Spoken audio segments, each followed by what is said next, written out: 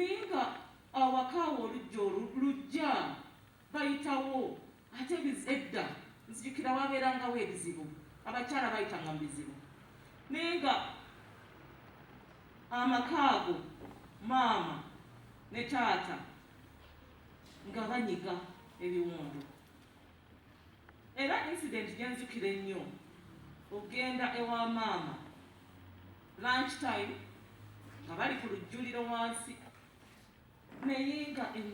nga baliteeseteese mu ngeri ey'edda eŋŋanda naye nga bw'ogenda nga towulira nti oba kati kisanyusa okulaba oba kwata essowaani yiiyo naye nga there was that beauty ey'omukyala omuganda ng'ateredde maka naye n'okusingira ddala okwagala. Twebaza Mukama ng'amuzukulu oyogedde maama afudde ku myaka 94. Maama bwe nagenze awaka naye ndaba obujulizi obwa maama nga bwebo bwe tubadde tulaba n'alaba abazzukulu nga bakwatagana bakolagana nga enkula ya maama obukkakkamu obwo okwagala okulamusa nga byonna babirina. Era nabadde n'omwami wange mwami Simon ne muganja naye olaba omukululo jjajja ddala mulamu n'olwekyo twebaza era nga Reverend bw'asabye tukkiriza nti amaka ga Maliko Lwanga gagenda mu maaso era ne baganda bange bonna bw'omulaba bw'omusanga mu kkubo batotawakega gwa mu kifuba oba ki n'olwekyo we are here to celebrate obulamu obwa maama naye nze nzikiriza akoze omulimu gwe agumaze bulungi n'olwekyo we are here to rejoice.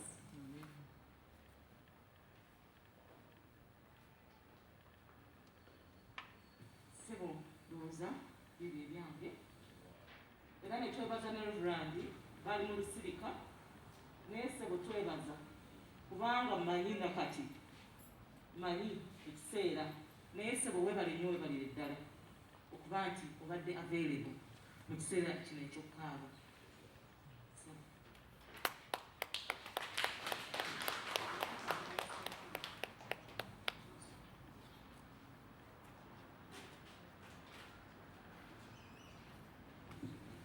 Kakati munzikirize Bikaaye mukyala omugenzi mukyala w'omugenzi Reverend Sentongo Erungu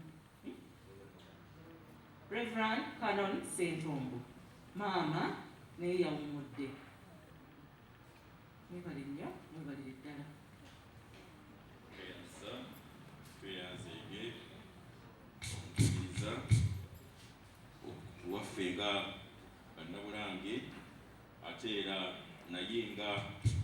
omu ku bafamire mu ngeri eyo mubadde muwulira bulungi abadde equale maama waate jjajjaawe. Mukama mulungi era ekiseera kyonna atali mulokole ebizoga nti nga lutukubazaaki era nagendako mu kkanisa emu olinanga nti olaba omubuulizi ono bwali omusezi nti atya ayinza okuba mu ngalo essaawa zino nga omulambo guli wano mu ddiiro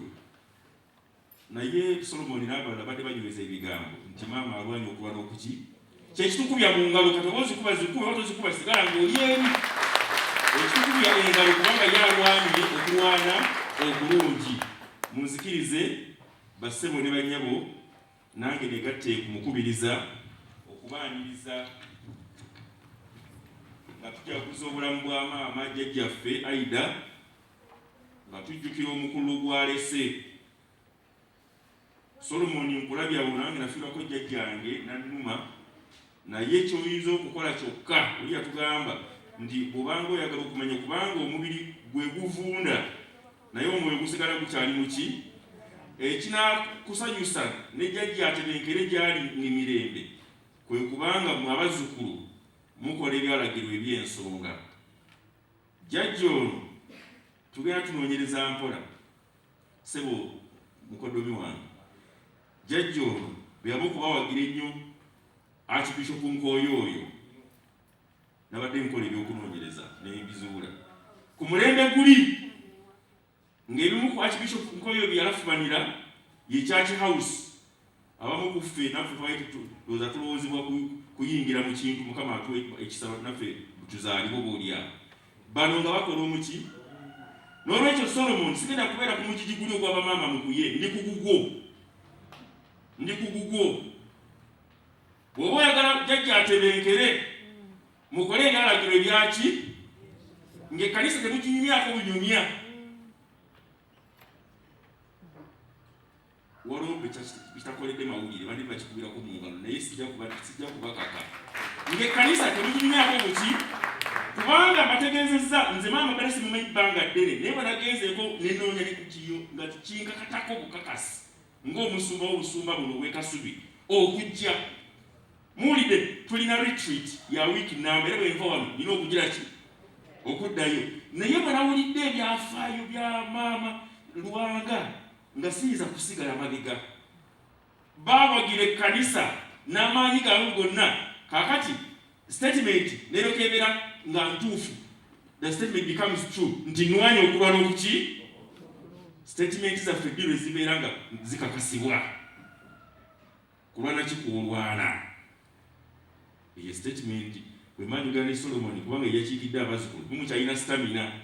bamaama mukuyisi baliiko nnyo essaawa zino naye mulina stamina mwe mulina okuzza emirimu gya Maama Lwanga ku ntikko mu linnya lya Kitaffe n'Omwana n'Omwoyo Omutukuvu ekyo kimazi njagala kuleeta okusaasira kwaffe ng'obusumba ng'abaweereza ate n'abatambuddeko ne Maama Lwanga kubanga Bulange si yajjo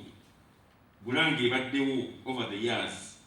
actually mwajaguzaako n'emyaka 4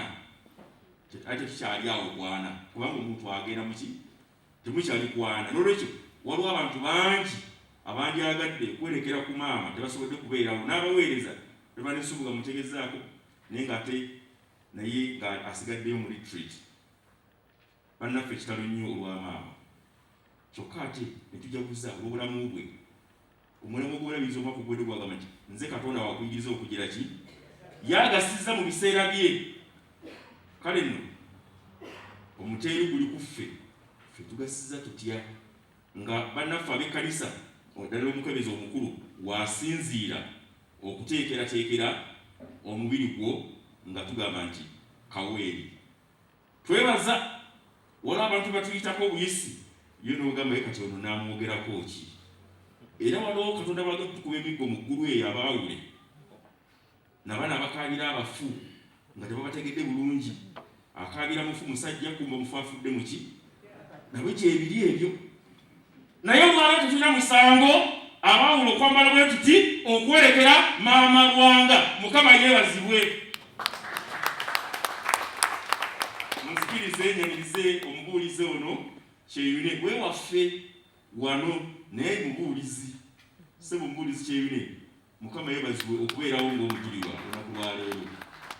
munzikirize nyanirize Maama Estance bambi naye waawano bannaffe bawaayo omuwendo ne basanitizinga ne bakola kino kakati tufe abalala tugenda okujja ebintu byawedde dda katuwoza ebintu biki kaweweevu bane tukubireko aba covid team mu ngalo okuteekateeka waliwo omukyalo ekwekiro musomesa wange omuwandiisi namwewuunya era singa babakugaba biramu gavumenti omukyala ali strict yoyo yali nalikozi jeni nanga manyidi wawana asanga ne kasandayizi kananga nti kankongere ogenda kukola mu bantu jeni webale ali strict omukyalo oyo agamba musoma kitegede wowunyenze sikyuka mu service esatu naye buli service ampandiika ne jeni kale webale jeni wandiika finally njala kwaniriza mukodomi wange mwawule musumba eyawumula musumba bwe Kasubi naye ng'akyakola emirimu ye Reverend Elisa Mayanja ffe kyaffe kyangu nnyo tukanyiza ne mbwa nti zikankulembere saavisi onyweza abooluganda bano n'ekigambo kimu bibiri bisatu Mukama nga bwanaakulungamya sebo bwe bali kujja Katonda yeebazibwe tugenda kuyimba oluyimba bitundu 2 sebo mwawule ojjo oyogere ekibiina kino. Okay, nze Christopher Solomon n'abalala bazzukulu nange nze Christopher kyamazima nkola yange nze nsembayo okweyanjula. Nze Christopher Sekakoni olw'ekisa kya Katonda nze musumba w'e Kasubi ate era nze mwawule waawa w'e Bulange. Kale mukidde nti byonna tulina bujja mu kintu kino Solomon n'abalala nze musumba w'e Kasubi era nze mwawule waawa w'e Bulange. Kale nno bwentyo bwenfaananyi oluyimba munnaffe omusumba ono ng'agenda okwogera gye tuli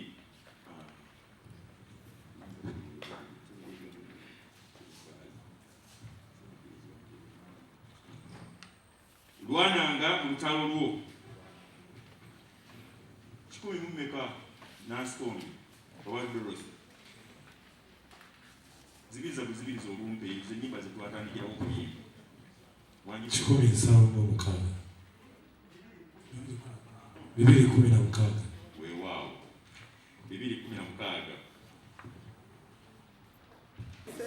ekiseera kyonna kama yeebaza okutukuuma n'okukolera n'okukola ssebo mukadde waffe